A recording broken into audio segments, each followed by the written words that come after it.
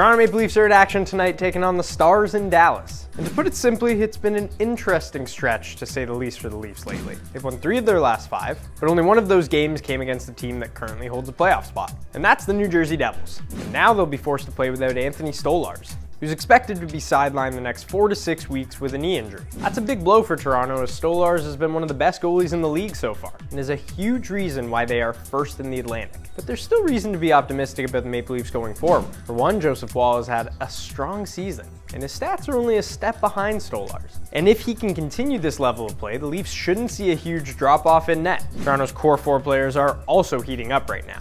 Matthews, Marner, Nylander, and JT are all at or around a point per game over their last 5 games, and that includes a hat trick by Tavares on Sunday against the Sabres. Performances like this will keep pressure off the Leafs goaltending, and if it continues, Toronto should be just fine. The Leafs have even seemed to have the Stars' number over the last few years, as they come into this matchup on a 6-game win streak against Dallas. This all goes to show Toronto's in a good spot even without Stolarz. Let's take a quick rip through some of the other big moments in the league on Tuesday.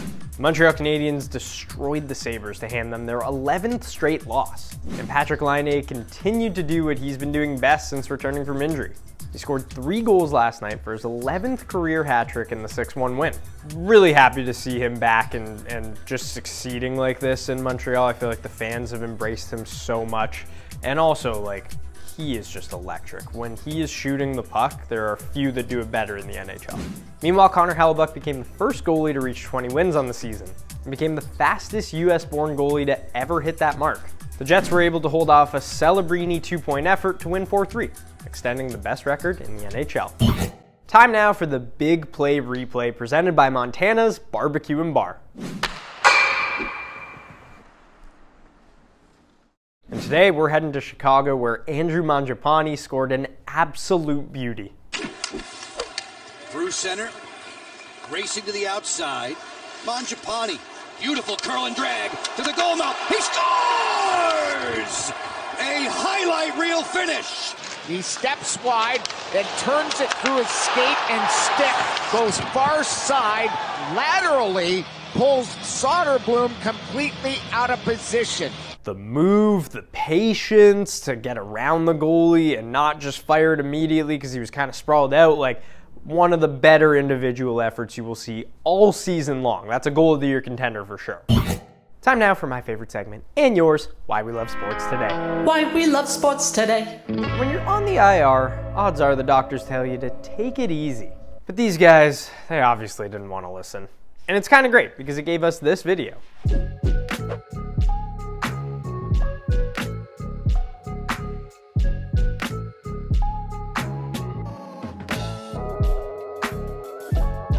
Even injured athletes find a way to entertain themselves and still play some sports. So this was wonderful to see.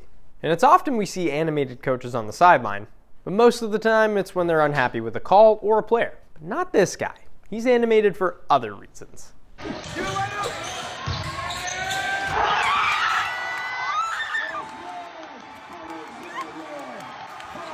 Usually we come from the hockey world a lot where if John Tortorella was that coach, he would be screaming at his player. So it's refreshing to see a coach actually celebrate something cool rather than be upset about it. Let's turn our sights to week 16 in the NFL and the status of 3-time Super Bowl MVP Patrick Mahomes. Mahomes suffered a high ankle sprain in Sunday's win against the Browns, and his status for the weekend is uncertain. If there is a silver lining for Chiefs fans, he was listed as a full participant in practice on Tuesday. But when asked, head coach Andy Reid was pretty blunt about his guy, saying if he can go, he'll go, and if he can't, he can't. It's that simple. The 13-1 Chiefs, who currently sit 2 games up on the Bills, are trying to lock up that number 1 seed in the AFC. They play the Texans on Saturday, in what will be their first game of 2 in just a 5-day span. And if Mahomes is unable to go, they'll turn to Carson Wentz, who hasn't started since last year in the final week of the season for the Rams. Meanwhile, the race in the other conference is heating up. We have 3 teams staring down that number 1 seed in the NFC. The Eagles, Lions, and Vikings all sit at 12-2. It's very possible each team could finish the season with identical records, but it's the Lions who hold the tiebreaker over both teams. And next up for them, the Chicago Bears on Sunday. Meanwhile, the Eagles, who come into this week fresh off of winning their 10th straight, have a chance to wrap up the top spot in the division with a win against the Commanders on Sunday. And we can't not give a shout out to Jalen Hurts, who came to the podium after their win with the sickest chain we've ever seen. That is the biggest chain. Like, doesn't that just weigh you down? But if we're being honest, this season is coming down to the wire. And you won't want to miss any of the action that you can see right here on TSN and CTV. That's all for today. We'll see you right back here tomorrow at 3 p.m. Eastern, noon Pacific. Have a great day. Leafs facing center crisis amid injuries, eyeing trade market for solutions. As the Toronto Maple Leafs battle through a growing injury list and a suspension, their lack of depth at the center position has become a glaring issue. According to Sportsnet's Elliotte Friedman in his latest 32 Thoughts article, the Leafs are among the teams exploring trade options to bolster their lineup. This effort is coming amid increasing competition from teams like the Chicago Blackhawks and Nashville Predators, who have also set their sights on improving their center depth. Friedman didn't mince words about the Leafs' predicament. The teams currently focusing on centers, including Chicago and Nashville, must consider when others will enter the market. Toronto will undoubtedly be one of those teams, he wrote. While the Blackhawks and Predators may have an edge in terms of cap space and assets, the Leafs remain a team to watch as the season progresses. The Leafs situation is urgent, with up to 7 forwards currently unavailable due to injury or suspension. Ryan Reeves is serving a 5-game suspension, while key players like Auston Matthews, upper body, Matthew Knies, upper body, Kaje Jarnkrok, groin/sports hernia, David Kampf, lower body, Max Domi, lower body, and Max Pacioretty, lower body, are all sidelined. The team has even considered temporarily shifting Mitch Marner to the center position, highlighting the severity of their depth issues. This isn't just a short-term concern for the Leafs. Depth at center has been a persistent challenge for the team, and while stopgap solutions like Marner could help in the interim, the front office appears keen to explore longer-term fixes. For fans of the blue and white, this has been a recurring theme. The Leafs' center depth often becomes a problem at the worst possible times. James Myrtle of The Athletic recently added more fuel to the speculation, naming several potential trade targets who could help the Leafs address their issues. Among them is Ryan O'Reilly, a familiar name for Toronto fans. O'Reilly, who signed a 4-year, $18 million deal with Nashville in 2023, might be a trade candidate if the Predators' underwhelming start to the season, 6-11-3, 31st in the league, prompts a rebuild.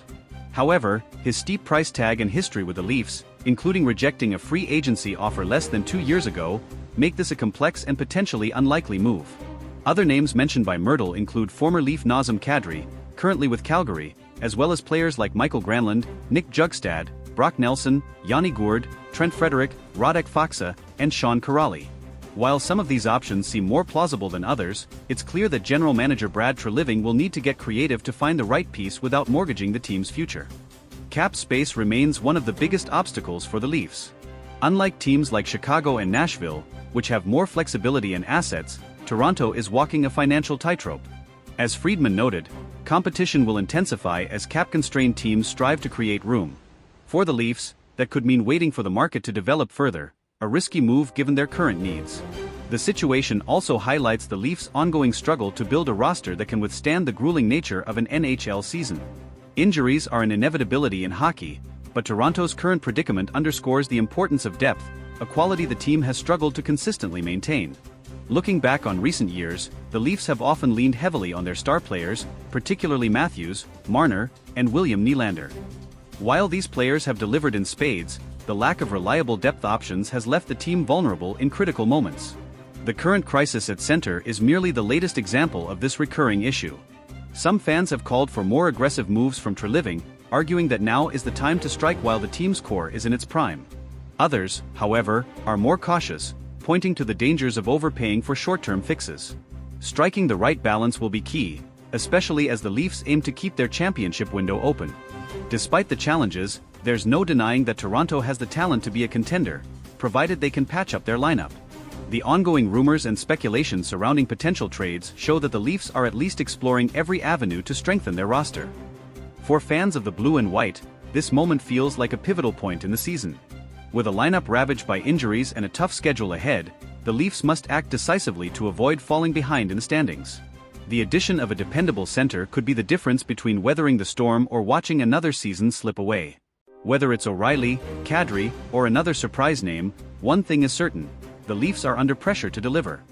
And for a fan base as passionate and loyal as Toronto's, there's no room for excuses. The time to act is now, and Leafs Nation is watching closely. As the trade deadline approaches, the stakes couldn't be higher.